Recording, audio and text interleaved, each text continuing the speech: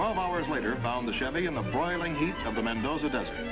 Chevy's turbo-thrust engine and big cooling system met and passed their first grueling test. Dangers popped suddenly out of nowhere, and just as suddenly, the instant smooth power of Chevy's jumbo drum brakes proved their worth time and time again. But this was only the beginning. Deep chuck holes, giant ruts across the road cut by mountain streams. Minute after minute, hour after hour, the unpredictable pitfalls of nature were thrown at Chevy's full coil suspension, only to disappear under the cushion of deep coil springs at every wheel. The foothills, the beginning of the climb up the face of the perilous Andes, the toughest proving ground in the world. There followed mile after mile of steep razorback grades. Too steep? Not for turbo-thrust power. Not for 348 cubic inches of engine that can churn out 250 horsepower, that can get 355 foot-pounds of torque to the rear wheels to bite traction into gravel. Not for turbo-glide that keeps the power flowing smoothly and evenly, triple turbine smooth, and in drive all the way up.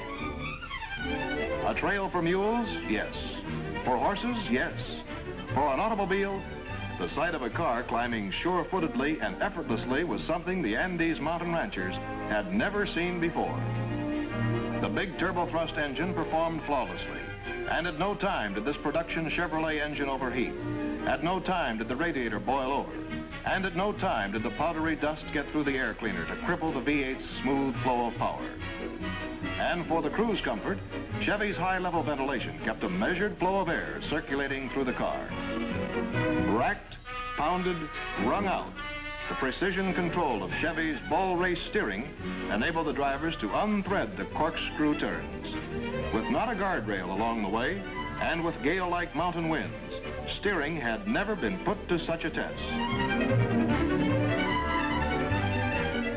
And in the sparse, thin, icy air nearly 13,000 feet above sea level, the crew used oxygen. But the deep-breathing turbo-thrust V8 engine had torque to spare as it powered over the top to begin the dizzy descent to Valparaiso. Here on the swift descent, the miracle working of Turboglide's grade retarder held the Nomad in a safe, sure grip, saving wear and tear on the brakes. Twisting, winding down the Andes, the rock-solid safety girder frame was hammered without let-up and without incident. At Valparaiso, the Nomad met the Pacific, then wheeled sharply in its fight to flatten the Andes once more. Here is the Chevrolet that tamed the Andes, the Chevy that climbed the dizzy heights and shattered a record in a trip that couldn't be made. Ask your Chevrolet dealer for a ride. Pick any model, any series with any equipment, and you'll get an idea of the kind of performance, safety, handling, and durability that made it possible for Chevrolet to tame the Andes.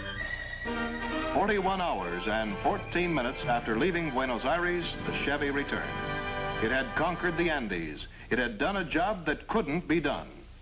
Seals on the hood remained untouched. Not a drop of oil, not a drop of water had been added. The engine had never been turned off. Ladies and gentlemen, you have just seen an on-the-spot film report of Chevrolet taming the Andes.